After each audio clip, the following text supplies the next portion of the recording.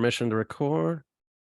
Yep. And I'll just give you a little like message in the chat when you have 2 minutes left. All right, we'll get the 2-minute warning. Is that like a football thing? How appropriate. Yeah. All right, cool. You can. What about college? But well, I'll pretend That's right. I know what I'm talking about. Good, it's good. But you're a pro. Yeah, Exactly. awesome. Well, I was just talking to your director, Peter, and I'm not really that into sports, but this sounded so interesting because it's sort of about bigger things that even somebody like me who knows nothing about sports would be interested. Was that kind of the plan here? You are the target. It is all about that. It's just a much bigger, sports is the background for a bigger subject, as Peter no doubt told you. Yeah, that's exciting. So it's about rivalries and why humans are hardwired to sort of want to battle each other, kind of thing. Maybe you'll start world peace because of this. We'll figure it out. You say that jokingly. No, I mean, I think it's really heartening to hear that, because that was always a thought, that there's something very sportsy about rivalries, but it is not limited to games and teams and athletes, and that a lot of this dynamic of having someone we measure ourselves against as a benchmark, someone we sort of cook up as a nemesis, Google and Apple are rivals, and Coke and Pepsi are rivals, and Mustang and Camaros are rivals, and it explains a lot of something biblical, literally biblical about this. It explains a lot of human behavior, this dynamic, and it's it makes for a documentary. And Peter did a great job when it's two football teams that are in bordering states, but it is a lot of the same infrastructure and a lot of sort of the same scaffolding when it's two political opponents. A lot of human behavior gets explained through the sports relationship.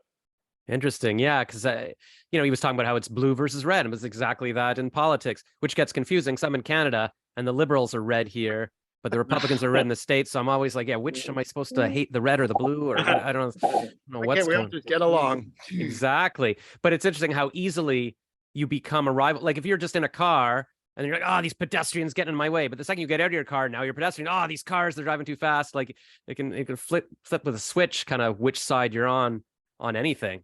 I'll tell you a funny story. There's a great experiment where they send kids away to camp, and you're a rattlesnake and you're a cowboy, and it's arbitrary. And by the end of the night, not only do you have these rivalries, but they are judging each other's behavior differently, and they are saying, if a rattlesnake committed this infraction, he should get this penalty, and the penalty is different if it's someone not on your team. It takes very little for tribalism to set in.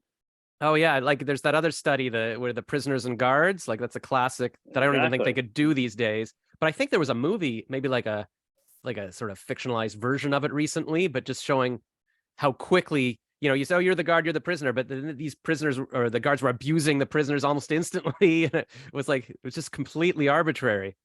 One of the things that it's so true, and Josh, one of the things that we found and also wanted to illustrate is, but we need those rivals. Like that's how we define ourselves, right? The truth is, to your point, the rivalry is not arbitrary. It's very, very real, but the differences are pronounced intentionally, and that we are generally far more similar than we are different. And when you see, like you do in the film, you see players changing sides, right? It's heretical from a fan perspective, from a societal perspective, but yet they're the same person, right? No matter which side they're on. And that's, one of the real poetic things about this at the end of the day is that those differences are important on the field, but off the field, we're much more similar. And we couldn't really be ourselves without the rival. Yeah, like it's kind of defines everything, but it's good to know, like to recognize it so that we can say, the sports are good because it allows society sort of this safety valve of, let's get our our need for aggression or rivals is, so we'll know that we need sports, because if we didn't have it, now we got to go back to this, a real war. Exactly. I mean, I guess that's what the point of the Olympics is, right? Let's battle each other there, and hopefully not have to battle each other in real life. That's crazy. And go ahead, John, please. Well, no, I mean, I would say the flip side of that is that rivals brings out excellence. And when you have an Olympics and everyone measures themselves up against other countries, that's what pushes world records to get broken. And when, why don't we like Monopoly? Because we don't like monopolies because they they cut off competition. We like it when Steve Jobs says, I want to take down Microsoft. That's how we innovate. We like it when there are multiple political parties. So at its worst, rivalry breeds tribalism. At its best, it breeds competition that in turn brings us innovation and brings us personal records. And there's something not just healthy about competition, but there's something essential. We get the best out of our performance when we're being pushed. There's no one you want to compete against more than that rival. Everything else is a warm up to getting back to being in the ring, whatever that ring may look like. Right. Then being in it with that which you define yourself by. But remember, this is all about turning that camera off the field and to what it means to all of us, right? And how we follow along with that, and how deeply rooted in our society, whether it's through work and politics and religion, it sort of supersedes in many ways all of those things. Yeah. Because I was watching a little video clip yesterday. This guy, Peter Diamandis, who's this big entrepreneur, and he's like, why don't we have, more advances in rocket technology or something? So he started a contest, $10 million for whatever. And it worked amazingly well. Like finally these people did it, but you kind of needed, and I guess a bit of it was the prize money, but also, it's just making a rivalry. So maybe that's what'll, cure aging. If you say, oh, well, we've got a contest now. Oh, really? We've got to beat these people kind of thing, rather than just, I guess that's the problem with socialism, right? It's like if everybody's making the same thing and there's no incentive to sort of exceed, then you don't advance. Yeah. Well, that's a good analogy. I know him well. I mean, he's the birth of abundance. And, there's a lot of centrality to this. It's about sports, but it's really about life, right? And it even goes beyond human beings. I mean, you see animals playing, and the difference between when they're playing and when they're fighting. And and they like to play, and fighting's an entirely different thing. And it's essential to being, is what we really find. Yeah, and that's the thing, and it's important to remember that, because if you see dogs or any kind of animals sort of just naturally, like, they're pretending to bite each other, but they're not, like, they're not ripping each other's throats out. And I guess you need to recognize that in humans as well, like where little boys might be tackling each other all the time, and maybe the tendency these days might be, hey, no, don't do that, you're being too aggressive, you're a toxic male, but boys naturally want to do that kind of thing, and probably more than women naturally want to do that. They want to be, they're cooking for their little baby dolls and stuff. Like I see it with my niece and nephew, just how, he's just throwing himself off things, and she's just like taking her baby doll around. But yeah, so it's I guess, this would help us sort of just think about society and how we raise kids and everything. What was your particular interest like in this research?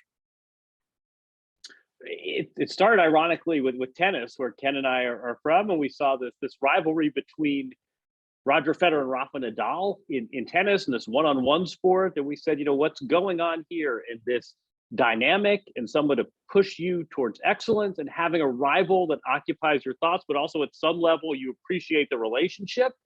I think that's one thing we're talking about playing, but I think that's one thing rivals recognize, that ultimately, as much as they might dislike the person when they're competing, ultimately they realize that this person is giving them an essential service, that this is a real sort of a help to them in the long run. And we just thought this whole concept of rivalry, it's exactly what we're talking about. We haven't mentioned the word football once in this conversation, which sort of validates the whole concept, which is that sports rivalry is helpful, it's entertaining, it's what the fans like, but it's really goes so much deeper than balls bouncing across a net.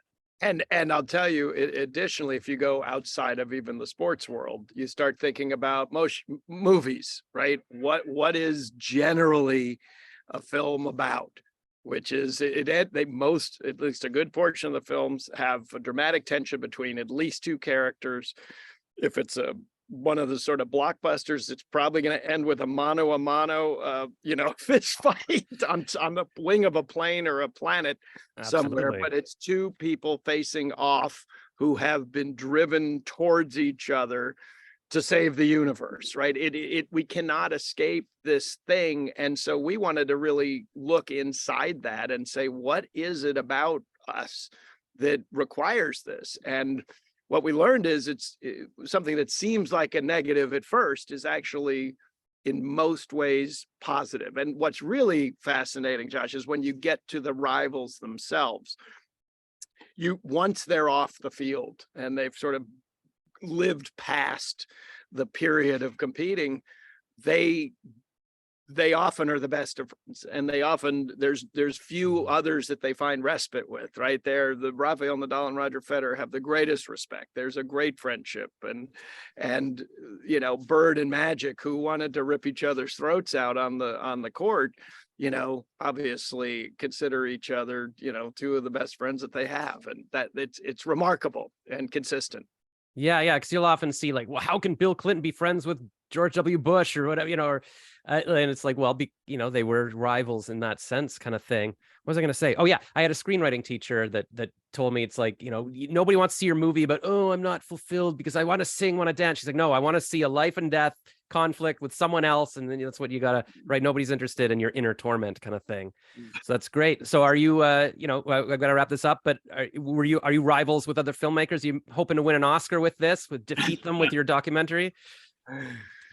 The other sports documentaries that have flooded the market have teased excellence out of us. So we may be competitive, but we appreciate the bar they have set. Yeah. Right. That's very diplomatic. I think our goal is, obviously there's a lot of great work being done, is as you started, Josh, to go beyond what's considered the traditional sports documentary, to look at this. And if you don't really care about sports, it's sports as a lens into society, into who we are, into why this type of entertainment and competition is so huge and important to us culturally. Yeah, because a lot of people will criticize sports, say it's useless, it's pointless. It's two guys running a ball on rolling feet, and you know, if you look back, you know, if you look at it very simply, like, yeah, it's like, this is ridiculous. What the heck are we doing here? But obviously, there's something there, so it's great. Wars come to standstill. You know, I mean, Hitler had Jesse Owens. It's definitely matters. It's consistent. It's consistent throughout humanity, and it goes beyond that. So that's what we're out to prove, and we're going to keep exploring it, hopefully. Fascinating. Yes, I look forward to the sequels and the TV series, the Netflix, whatever's going on with this.